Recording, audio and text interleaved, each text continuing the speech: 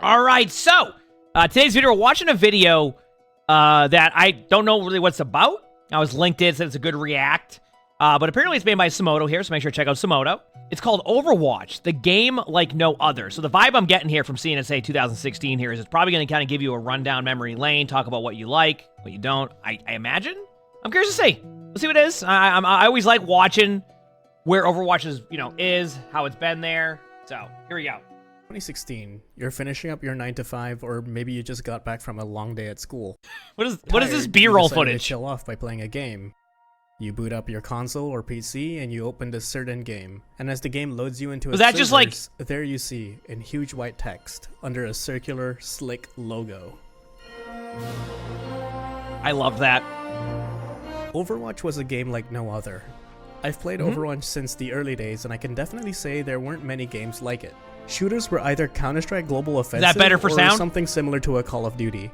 But Overwatch wasn't just a video game.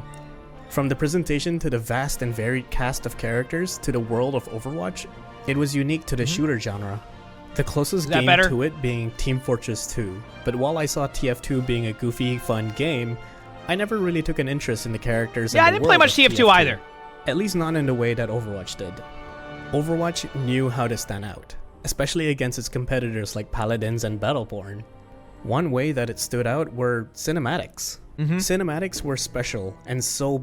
They did a good job of world building Overwatch. Like, it became a thing where, like, everybody knew, like, all the initial cast. Like everything. You know everything. And one of the funny parts about Overwatch is, I remember during the beta, there wasn't as much hype during it. And then, right when the game released, it just snowballed. And I don't even think Overwatch at the time could have predicted like what was going to happen with the game, because during the beta, it was very chill. It was very like relaxing. Like it was like, people were like, okay, that's a cool game. I'm not worried about it. At the beginning of Overwatch, they did a really good job of making you want to play the game and feel connected to the characters at the time. Sorry, somebody was like angry about it. I was like, what? I was like, what? Beautifully made. They were these 8 to 10 minutes of highly produced movies that showed us a bit of the Overwatch world. Good. They enriched the characters, making you feel attached to them like dragons. So good. Telling us a tale of 2 dragons that reflect Hanzo's grief from cutting down his brother Genji, and Genji's ability to forgive Not Hanzo. so in here now. And I have forgiven you. Now you must forgive yourself. One of these days, chat, y'all down for a second channel react video where we just all sit here and watch all the cinematics throughout the day, and that's all we do? Honor and Glory. I'm telling you, if none of you have seen these cinematics, they're amazing. I'm telling you, there's a reason why, as Overwatch fans, we get so disappointed that they don't do these anymore, because we got to see these consistently, and we loved them. Side to a they were so damn good. He's mine!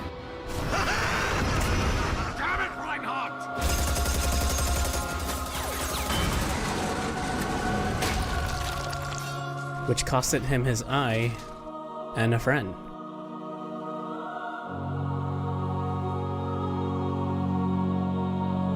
I have been called. I must answer. So good. Always.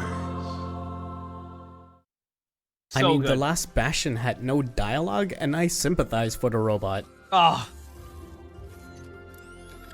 Until I see him pirate shipping, then I hate him. These cinematic... But this is what I meant about the world. I'm not saying that now it's in a good spot with that. I was talking about the early days of this, right? Like, this is what really set Overwatch in the spot that it was at the time, because not only was the game fun, right? And a lot of y'all played the classic version recently, right? Even I forgot how scuffed it was at the beginning. But these are the things that really started to connect the player base and get like excited about things. And this was the cool stuff, right? It wasn't all of that, but this helped it. Right? Cinematics are so important for Overwatch. It connects us to the characters, making us want to appreciate or even play those characters in-game.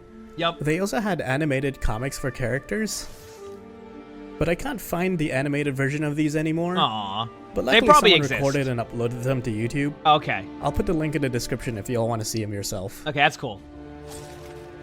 These cinematics and comics were the groundworks towards what was supposed to be the MCU of Overwatch. Yep.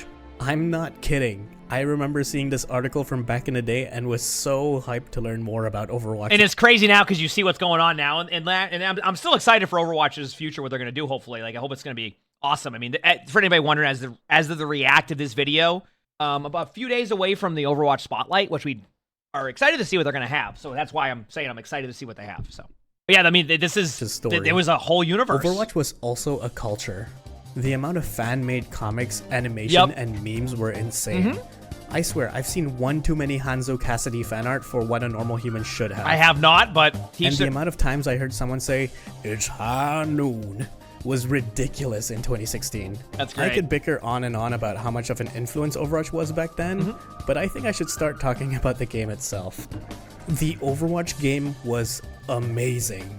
It had so much charm, like the characters interacting with each other before the match starts. Need any adjustments to your chronal accelerator? I think...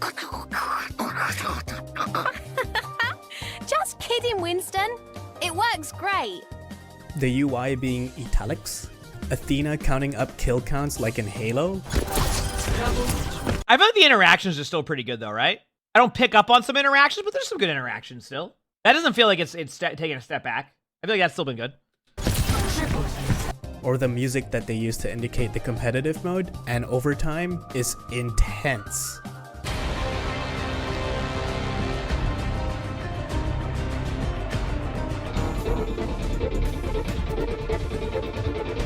There were even emotes and sprays for each hero. There were so many details that going from games like CSGO to Overwatch felt like going from a Toyota Camry to a Rolls Royce. I felt appreciated buying Overwatch. Also, the heroes. They felt unique and inspired by many other games and mediums. Like Roadhog and Junkrat feels like they came straight out of Mad Max. Yep. Doomfist feels like a fighting game character with a Shoryuken. Cassidy has an ult which feels inspired by Red Dead. I never played Red Dead. I heard it's good. Oh, look at that play. This is some old footage. Has Spotify Premium. I don't know how his powers work. And even Mercy feels like the medic from Team Fortress 2, but with capabilities of an F-22 Raptor. All the heroes played differently too, which makes the heroes have varied skill floors. Soldier and Reaper, really easy to pick up, whilst heroes like Genji and Hammond might take some time to get used to. Okay, this is a complete segue on that one. I still wish to this day that like Soldier 76 was a little bit more relevant in Overwatch 2. It's like there's so many new heroes now that like Soldier has just fallen behind, and now he's just like I need to have damage on the leaderboard. So now I have 20,000 damage with my 5 Olymps. That's what it feels like playing Soldier 76. Go, Tim. Let's go. Is this the 20-second blade? Look at that.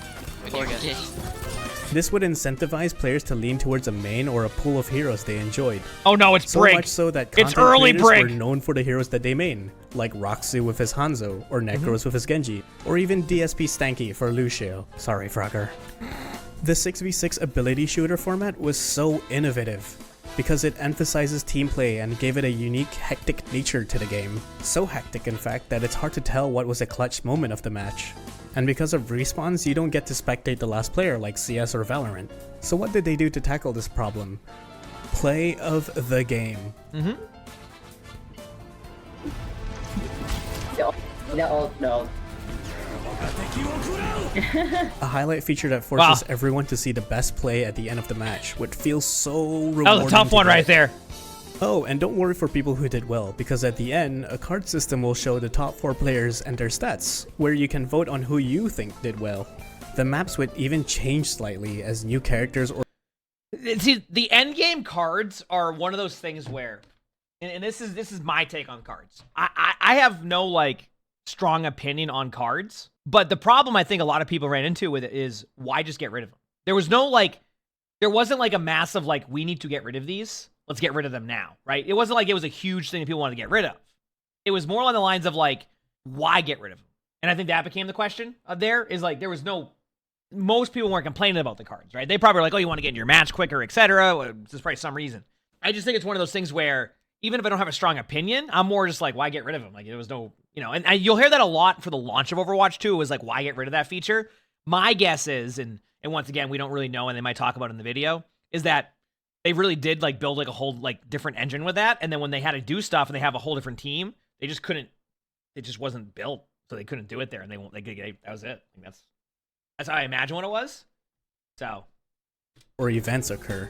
Like when Doomfist was teased, the airport in Numbani was wrecked and the Doomfist gauntlet was gone. Even the game modes feel that was fun exciting. To play in this game. Except 2CP. Paris. Overwatch was a really special game, but clearly it had huge shoes to fill due to the large fan base.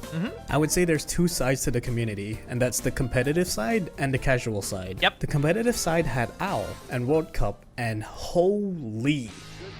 Reaper generally doing a little bit better in this third part. I remember that play. That play was so iconic at the time too. It was like so iconic at the time.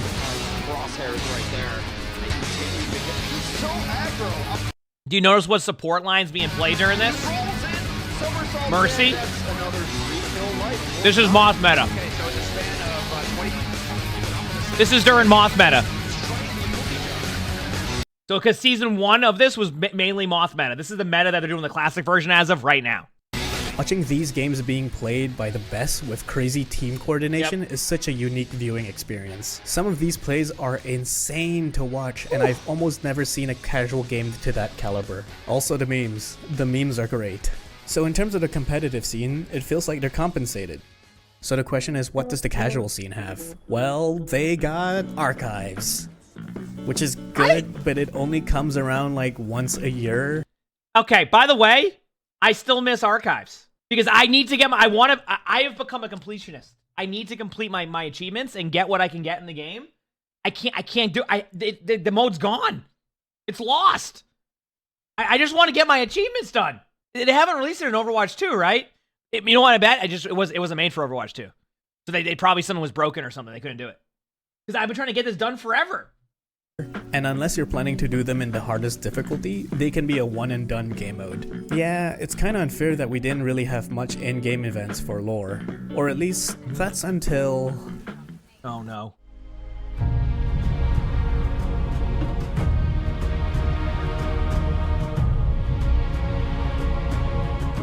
A prototype of a sandstorm on the Temple of Anubis map.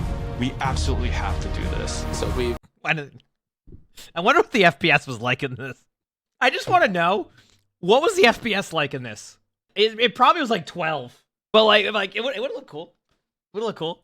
Put some new technology in place that allows us to do this dynamically. You start the mission off, clear day, midway through the mission, suddenly this sandstorm or heavy weather would show up. It made the world just feel so much more alive.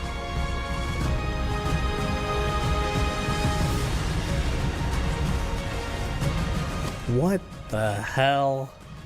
I'm gonna be honest. My initial reaction to Overwatch 2 was, did we really need this? I mean, I really didn't understand why we needed a new Overwatch with an upgraded engine for PvE.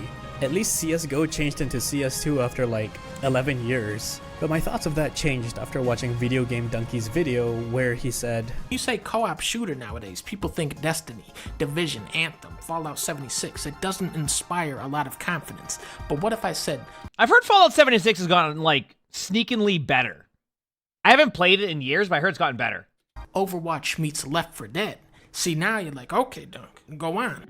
Oh, okay. Left 4 Dead was my goddamn childhood, and now you're telling me there's a potential that two of my favorite games could have a baby? Everything they have shown after that presentation looked good. Genji could spit out. My initial reaction, because I was live in person at the BlizzCon they announced this, I was excited at the time. But when I look back at it, I think I was more excited just knowing that the game itself was going to get so much more that they didn't necessarily have to do an Overwatch 2 with it. They could have just said, hey, by the way, we're going to like go work on a really, really, really, really cool system that's going to do stuff. And I would have, I'm sure my reaction would have been a little bit more like, oh, okay. I was excited then. Because I remember like being in the crowd and just like seeing how it was like a packed, like, it was like a packed announcement. Like it was like in that arena they had for OWL. And it was just like, I was like, okay. This is exciting. Is that, I think that's Jeff. Is that Aaron next to him? I don't know who that is next to him. It might be Aaron. I was like super excited about it, right? And then obviously it hasn't come into fruition to what was expected, but there was a reason why there was excitement around it at the time, because the game was still, you have to remember, this is around the time when Overwatch started to like slowly like players wanted something different. So like it was the timing of it was like okay, but then obviously the next part was the problem. Without energy blades, Mei could become a I think that is Aaron. You could shoot an enemy's leg off. Heck, the enemies had like a gajillion interactions, whether it be from the environment or the player. The set pieces looked good too. Like there's a mission where you transition from Lucio's home to outside and then into the enemy's ship whilst completing different objectives. Knowing how the gameplay loop worked for Left 4 Dead 2, there would be a ton of replayability for the PvE, especially with skill trees and all these empowerment abilities. Which this part, when you saw this, you're like, wait a second, okay. You know what I mean? Like this was why people were so amped up, because you look at this and you go, okay, this is just taking it to another level. Maybe there's a world where some of the groundbreaking stuff is bringing some of this stuff back into Overwatch, right? Maybe that's what it is, right? That's a UI mock-up. Yeah, I mean, I know it's a UI, and obviously, like, this isn't what it was going to fully look like, but I, as a World of Warcraft player, saw this, and I was amped, right? I play World of Warcraft, I saw this, and I was like, dude, if you can even get this remotely right, this is going to be amazing. You said groundbreaking when it was already supposed to be a thing? Well, it was going to be a thing for PvE specifically, Kay, on that one. So it was going to initially be PvE. So you never thought of it in PvP. You just saw it for PvE. So it would still technically be groundbreaking if it did something like that. I don't think this is what it would be, but yeah. These for the heroes. I could definitely see myself playing some PvP, and if I get burnt out, I could chill with some PvE. There's even some charming small features like banners and clans, which yeah, these haven't happened yet. Might improve the game's social experience. I seriously can't wait for Overwatch 2. Here we go. Okay, here we go. Overwatch 2 is out. We've waited roughly 2 years plus for this. 2 years of no content, except for the beta, for Overwatch. And wait, where's my PvE? Did I install the wrong game or... No, this is definitely Overwatch 2. Wait, this isn't exactly it. Where's my PvE? I do gotta pause for a second, though. That Halloween mode was such a tease in the sense of, like, it was... I loved that. Dude, remember when it was our Seagull, Flats, Carq, and I, we just went there and went for like rank 1 in the leaderboard in that one, and we just practiced it. Oh my. That Halloween mode, I remember saying it. I think we uploaded the react to it. Like, I was like, dude, if this is what it's gonna be like, I'm excited, because you had like hidden, like, you know, boss things you had to figure out. It was really, really fun. PvE. So PvE got delayed. Okay, I guess we'll talk about everything else in Overwatch 2's launch. Overwatch 2 changed to a free-to-play business model. Thanks, Fortnite. Okay, I mean, it's good that it's free because more players and whatnot. Like, as a teen, I would have definitely played more games if they were free. But I don't know, there's just so many of them these days, especially during the Battle Royale trend. But I digress. F2P means we get battle passes, cosmetics that I probably won't care too much for, skins that are behind a paywall, and oh yeah, seasons. I miss these images. I'm kind of disappointed they stopped doing them. I like these. Obviously, we're getting like a mini BlizzCon next week, basically, with like their spotlight. But I just like these images. They were nice to see. It just felt nice. I don't know how to explain it. Anyway, continue on. Thank God for seasons, because I swear, if we have to name a period of time for a game by the meta, like goats, I will physically strangle a goat. Overwatch 2's release was messy, because every skin, old and new, was behind a paywall, which meant every Overwatch 1 account's value got inflated to all hell. The battle passes were... okay, I guess. The earlier seasons, it didn't give back currency to buy the next battle pass. Yeah, the initial version was somewhat scammy. Mythic skins are pretty cool because of the customizability, but I'm gonna be honest, they can be a hit or miss. I mean, I would take Hanzo's Okami skin any day compared to this. There were definitely well, if I'm correct, it was at Hanzo and Orisa that had like zero customization. And that's when players were like, listen, you want to have mythics, you gotta have more customization for some of these heroes. Few things missing from the release too, like where are weapon inspects? Still should be in the game. Are the banners? Like, were they scrapped? Is it that hard to make them? Or are they coming when the PvE update is live? Not only that, but they removed level progression, and now the border is only in my career profile collecting dust. You know what's the disappointing thing for me, chat? We sat there, and I said to chat, right before Overwatch servers went down, before Overwatch 2, I said, chat, do I play one more ranked game? And we said, you know what? let's play that one more ranked game. So I did it. I loaded into a ranked game, and we had a good time. We stood there. We won the game. Everybody stood around. And then my account leveled up to level 70. And I had the opportunity to have level 69 up in the top right-hand corner permanently. Instead, I decided to play one more game before the Overwatch 2 servers went down and leveled up to 70. And I'm so sorry for that, chat. I could have had level 69 right there the whole time. It's right there. I know. I'm sorry. Cards at the end of games are also gone, which sucks. But also it gives me a little to no time to press this button, and barely any time to reply to random teammates and enemies. That's fair. Oh yeah, and you had to unlock heroes behind the battle pass, which was... I will say, that's one thing I've noticed is like being able to like at least have a little bit of a post-game discussion can be nice, even though it's going to be scuffed. You had to buy the battle pass, which felt a bit this was dumb. pay to win. I mean, I'm glad they got rid of this. Really good this part was dumb. season. I'm glad they got rid of that. Keep in mind, there was always feedback given, don't put any heroes on a battle pass. And they're like, no! We're like, okay. Okay, a bit of a rough start, but what about the gameplay? That has to improve, right?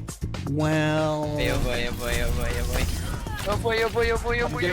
I'm getting fucked. Oh, fuck me. Move back, move back. What? Sorry, I had to. Why you say no? I knew it was going to happen right there. There are goods and bads. For one, they removed all CC abilities from DPS and supports, with a few exceptions like Junkrat's Trap and Anna's Sleep Dart, which is good because now I can actually play the game I'm fine with that. getting CC'd up the wazoo. 2 CP is gone, thank God, and we get Push, which can range from being a fun tug of war to a long, draggy match. But I think the biggest change that they did... I'm probably... I don't know if it's a hot take or not. I like Push.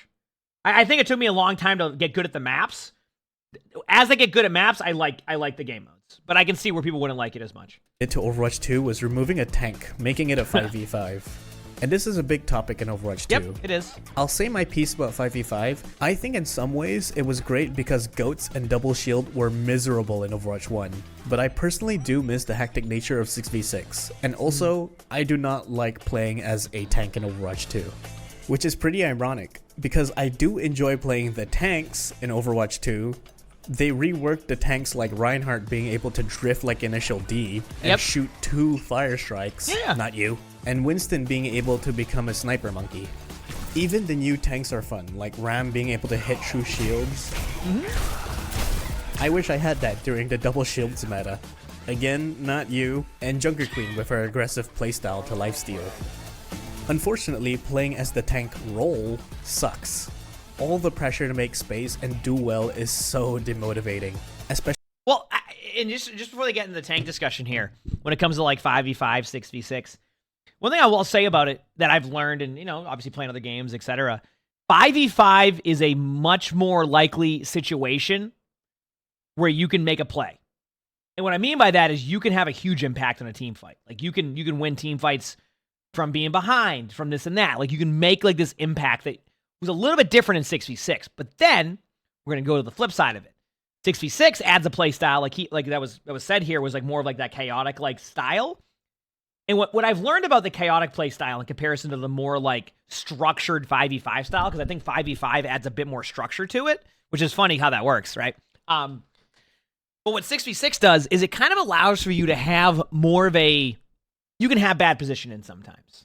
You can make a bad play. And a lot of the time, because you have that extra person there, it can be a little bit more unnoticed on those bad plays. And a lot of time when you don't have that pressure when you're playing, it feels good, right? So that's been kind of the difference is 5v5 is more of a structured, like, you can make plays, which is what people, mentioned that's something they missed, because you could do that at the beginning of Overwatch 1, right? And then Overwatch became more structured and more solved. And then Overwatch 2 was like, okay, now it's fully structured because you have actual solvable like swaps you could do. Like obviously I can play Diva against a Zarya, but it's not the things you have to do to make it work completely is like not as fun. So it has its different things of what people are going to like. That's, like I said, people like different play styles, but 5v5 is more structured, can make plays happen. 6v6 is more chaotic and you can get away with more plays and you may not have as many like impactful limbs at times, but you can have more like these long brawly fun fights, and then especially on the tank side, that's where it feels the most. So it's different for each, right? Especially when your team blames you for doing somewhat poorly. Not only that, due to it only being one tank, it feels like half the time I'm playing counter picks. I swear, I feel like I don't need to counter pick as often in other roles. Also, is it just me, or is the community more toxic now? I mean, I sorta get it, the Overwatch 1 E-daters moved to Valorant, and there's a fair amount of old players who got burnt out and moved to other games, but god damn are Overwatch 2 players so sweaty. Even in quick play, you know, play. I think it's just because it's free to play now too, so you have more players. The game mode that I go in to just mess around, grind a battle pass, and play what I want.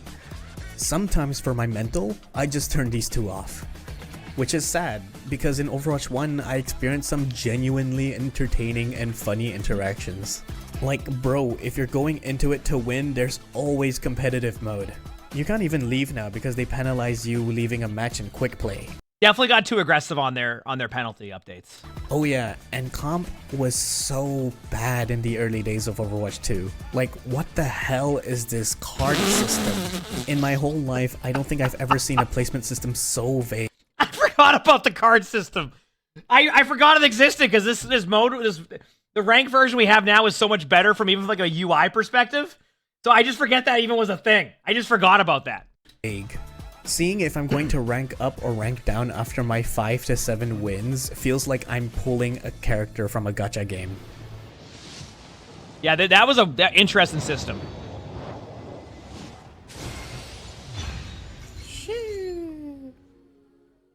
Did he just sheesh at the end of that? Okay, that's a lot of negatives, with a tinsy-wincy amount of positives. But hey, at least the PvE part of the game will. Oh no. Slowing down a little bit in development. But at the same time, development on the PvE experience really hasn't made the progress that we would have hoped. But unfortunately, the effort required to pull all of that together into a Blizzard quality experience that we can ship to you is huge. You know, is it weird that every time I watch this video, because I've seen it a few times, that I just always still want to know what arcade machine that is in the back? This is just a video about Overwatch in general. So listen, whenever there's going to be a video whenever there's going to be a video that is discussing the Overwatch trajectory, whether good or bad, this is going to be a part of the discussion because this part was such a big part of why it's Overwatch 2. Right? That's why this part exists here. We're going to see it in videos. I generally have given my take on the PvE stuff in general. I was disappointed also. I was excited for PvE. I love the idea of it. I talked about it on stream all the time. I was looking forward to having both options. I wanted to make a new YouTube channel for it. I wanted to do speed runs of it. I wanted to have fun with it. It was a good option on days where I just wanted to chill, right? That's where my take was at the time, so I was disappointed at the time, too. It was definitely, you know. And there really is no end in sight or defined kind of end date where we can put that out into the world. And so we're left with another difficult choice. Do we continue to pour all that effort into PvE, hoping that we can land it at some point in the future? Or do we stick with this set of values we've aligned on and focus on the live game and focus on serving all of you? With everything we've learned about what it takes to operate this game at the level that you deserve, it's clear that we can't deliver on that original vision for PvE that was shown in 2019. The entire progression system, all of that, just being flushed right down the shitter to join the gators in the sewers now. PvE news, and like I think like even for me, like I'm what did I do? First of all, you know what's amazing about this? I didn't even move to my new apartment yet. It said same shirt. Yeah, same shirt. Yeah. You know what this is? My work shirt, okay? I learned, I used to wear like all these different shirts on stream and all this, and I said, you know what? I'm going on like Amazon or something, and I'm going to buy a pack of shirts, okay? And these are the shirts I'm going to wear, all right? When I'm into hour 12, okay, of sweating up a storm, I'd rather it be to this shirt than a nice shirt. That's all I'm saying. Now, you know what?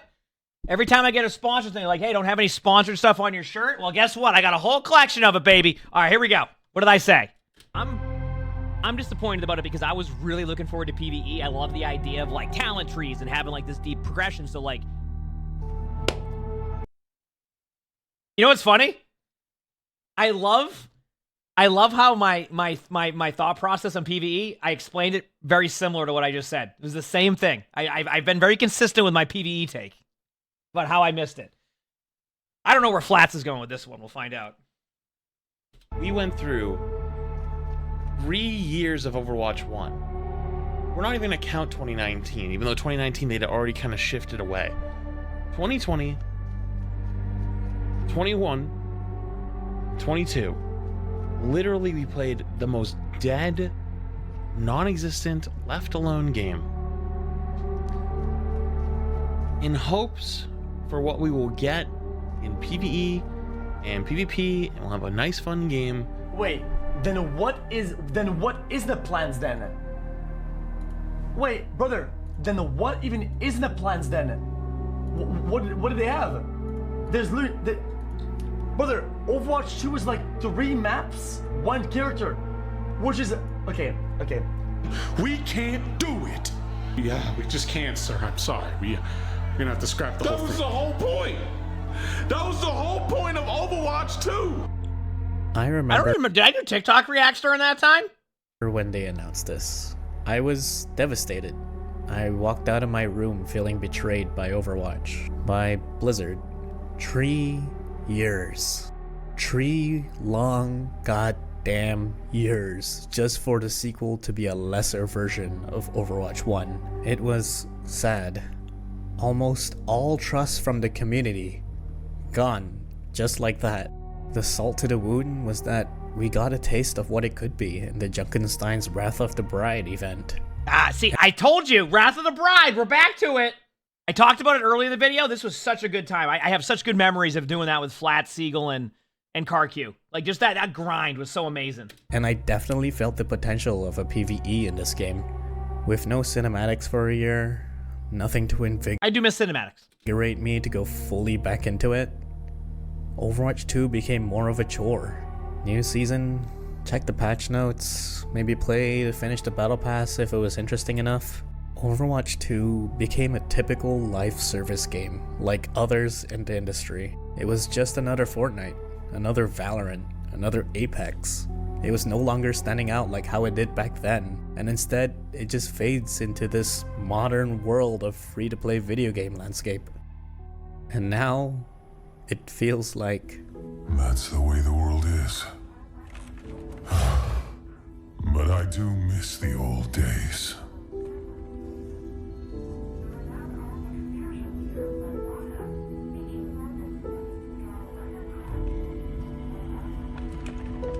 There's something about the music I love.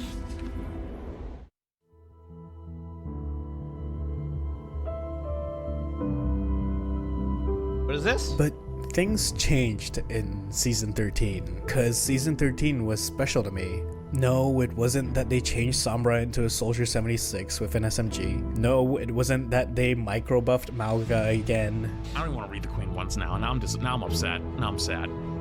And it was definitely not the Widow. Never mind, I was gonna... Season 13 was special to me because of a singular new game mode. Okay. And that game mode is called Junkenstein's Lab. I still think they should make this a core part of the game. Oh, usually my kunais explode. Oh, help. Oh, hi. Yep. Oh, no, I'm dead. This was awesome. God help me. This is the stuff that I would love. This made the game unsolvable. Well, it's still solvable to an extent, but it made it fun. Yep. It brought back that chaotic fun. But you know what it did? It brought back the chaotic fun, but it also gave you, like, it allowed you to have that hero fantasy. It still felt like you were playing it felt like you were playing the hero that you enjoyed playing, but you also had more to it. Like, you could build on your hero. I loved it. It was great. That's why I'm saying, if they made like a video, like if they made like this a part of the game, I wouldn't complain one bit. Whether or not it would be good or bad for Overwatch in the future, I have no idea. All I know is that I had fun in this mode when I played it. What was the point?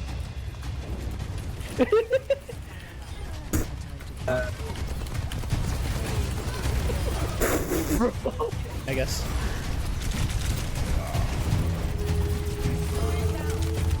Okay.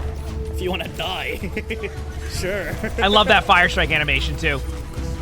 It's so cool. Jeez. That's crazy. Initially, this video was supposed to mainly be about this game mode, because this game mode is so good. Imagine this like in the game. I think it'd be cool. A long time where it felt really fun to I think play that'd be cool. Essentially, they ripped. But remember what I said? But well, Paladin's card system and put it. Yeah, I heard Paladins Overwatch. had this. So remember, what I remember about this too was going. This feels like, and this is why like I wouldn't doubt it if they eventually make this a part of the core game. And I was saying it at the time when we were playing it. This right here is way more advanced than like any arcade mode they've done from a UI perspective. Is what it feels like. Someone's gonna probably reference some random game mode I forgot about, but from a UI perspective, it felt like they're doing stuff with this already. That like this is something that they want to do, and they put so much time into the UI. Generally, you don't see that as much for like a random arcade mode, right? But this felt like they did that, right? So, maybe they only did that nod just to kind of keep things consistent. But yeah, maybe I'm not sure. After each round of control, I'm saying in the main game. I'm saying the core game. When I say core game, I reference main game. Card to put in your hand, which alters or improves the hero's kit. My friends and I would purposefully get to Game 5 in Control just to have a full build because mix and matching the cards was so fun. Some of the builds you could have were exploding kunais for Kiriko, and if you pair that with the shooting out 3 kunais card, you get a constant barrage of explosion. Moira can triple her orbs, which could be deadly or give crazy amount of heals, and Orisa can fly. Guys, follow me to the skies. Genji had so much sauce in this game mode, like being able to shoot homing shurikens, shoot 8 shurikens at the same time, which one-shot Orisa. Genji has perfect parry. Oh, I perfect parried the spear.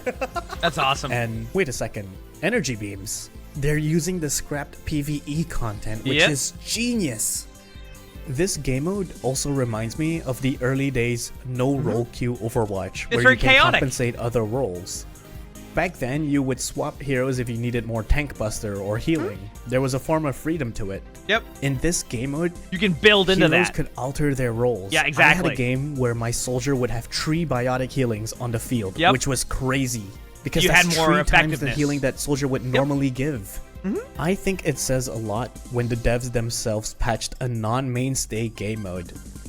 This isn't the first time that they've experimented with altered abilities. There was the Diablo. Okay. Does anybody remember this though? And this is another reason as to why I was like, okay, this could become a part of the game.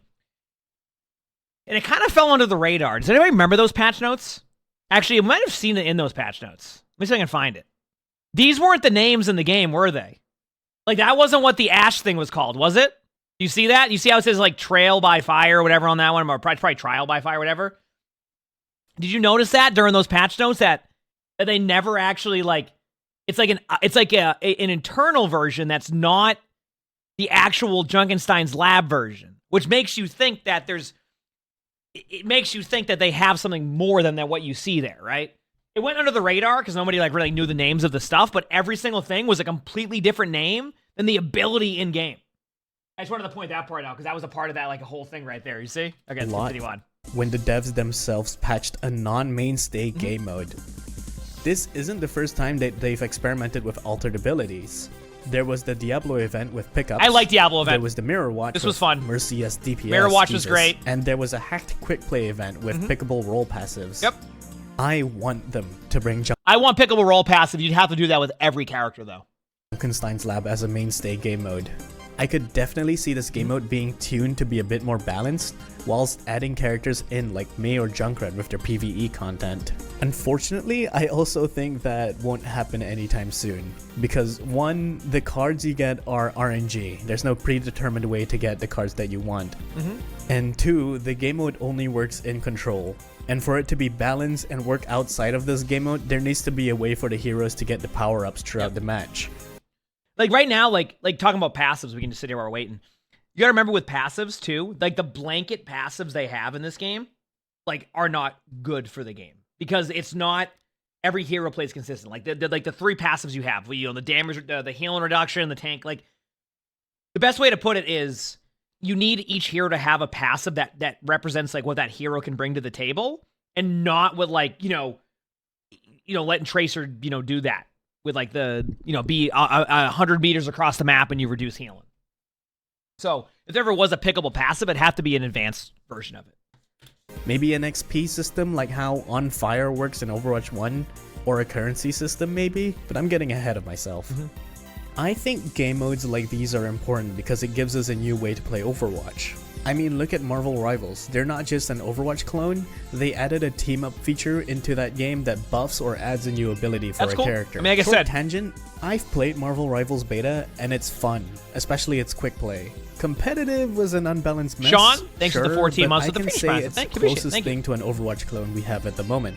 A lot of people say that Marvel Rivals is the quote-unquote Overwatch killer, but I don't know, I see it as, holy shit, two cakes, man. Where Marvel Rivals can learn from Overwatch's shortcomings. See, that's kind of what I've been saying. Is like, I look at it as like a positive thing that both games now need to compete with each other, and in doing so, it's going to create both games to be better.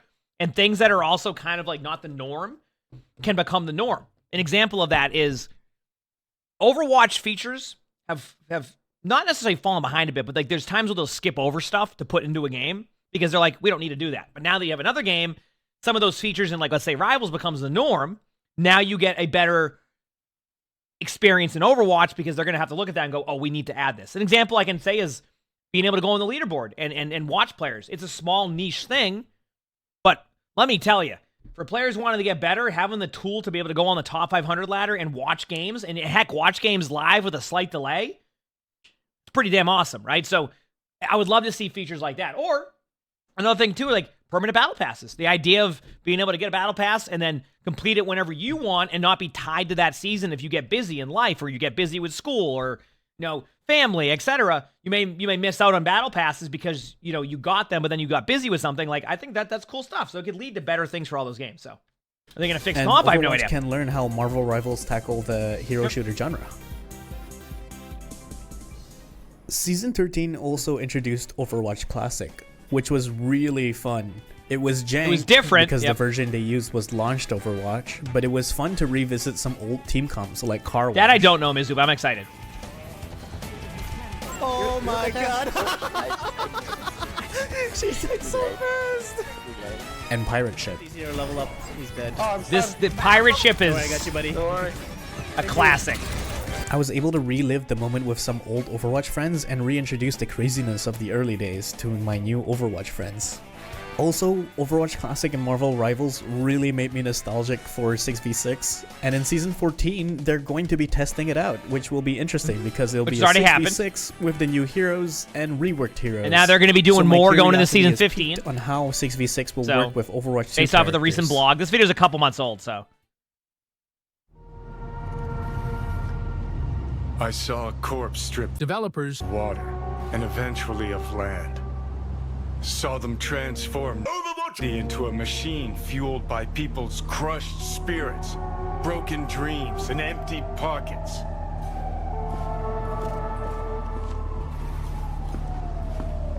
Also, apparently Cyberpunk's really good now, and I need to play it one day. Corpse have long controlled our lives, taken lots, and now they're after our souls. Might be right. Can't really argue with you there. But I'm playing Subnautica currently, so.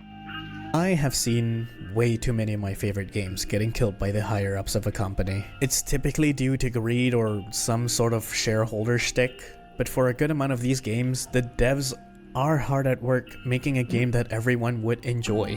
And I want to say Overwatch, specifically the Overwatch 2 team, is in the same boat. The devs in Overwatch 2 has been working a good amount to earn back the trust that they lost. There have been multiple patches in one season to balance the game, which says a lot more compared to... I have, right now, as of right now, I have zero issues with Overwatch's like patch cadence.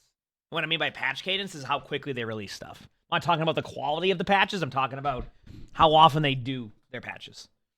How long it was to patch goats and double shield in the first game. Every issue that I mentioned on launch was pretty much fixed. Old skins it's been more than be 2 patches purchasable with in-game currency that you can collect. Battle passes now give 600 gold currency for free so you can save up for a battle pass or a cosmetic. You get all the heroes without needing to unlock them. Mythic skins are now in the store so there's no FOMO, and you can buy all the versions with one complete premium battle pass. Okay, almost all the versions with one complete premium battle pass. Gilded. 2 steps forward, 1 step back, Overwatch. Competitive is revamped it's still one with step a better forward, right? way to visualize your rank. Thank God. The devs do interviews and are really transparent with what they want to do with Overwatch 2. All the new heroes... I just realized that. When was the last time we had an interview with them? I don't remember. ...was like Venture, Juno, and the upcoming tank Hazard are fun and unique to play. I mean, they're actually experimenting 6v6, an other version of 6v6 in Season 14, just because the fans screamed for it. In a different universe, they could have just scoffed at us, gave us another mythic skin, and called it a day. Okay, that's a lot of glazing. But no matter how much I glaze this game, I can't defend what it took from us. I'm just saying that at its core, it's still special to me. It's still fun to be part of the community. It's nice to see the game healing and caring for its players. It's also nice to see what it was, what it is, and what it could be. Will it be able to bring PvE back? Nope. Maybe not. I don't even think they're planning on doing that. The heights of Overwatch 1? Probably not.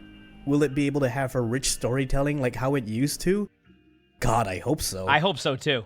But I love Overwatch. I do too. And unless they decide to charge us for reloading in game, or charging us for playing more than intended hours, I think I'll stick a while longer for this game. The game like no other.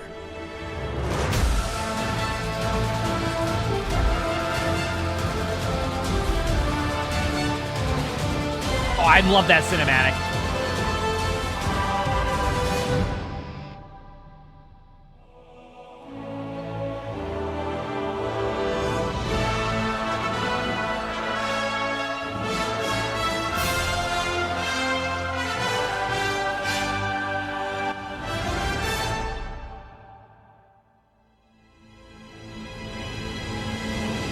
That was a great video. I mean, like I said, I think sometimes it's also important to like have both, you know, sides of the coin there to show you where the game's gone, you know, the ups and downs, the ebbs and flows of a game. So it's important, you know, just to kind of like summarize my thoughts on it. I'm excited for whatever they have in the future too. I hope that it brings, you know, more people back to it and people enjoy it. Like that's the hope, right? And I'm generally a more optimistic person, so we'll see. That's why I'm excited for the spotlight. But anyway, make sure to check out the channel. We'll have the link to the channel in the description, all that. It's a good watch, good video, very well done. I enjoyed that. That was a good time. If you like the video, hit the like button, subscribe to all 3 YouTubes if you haven't, leave a comment, all that helps. If you want to submit VODs for me or stuff for me to watch, my Discord's where we do that. We also record these live on stream. You can see the Twitch channel, the webcam, also stream on YouTube. Stop by if you haven't. With that being said, I hope you have an amazing day/night.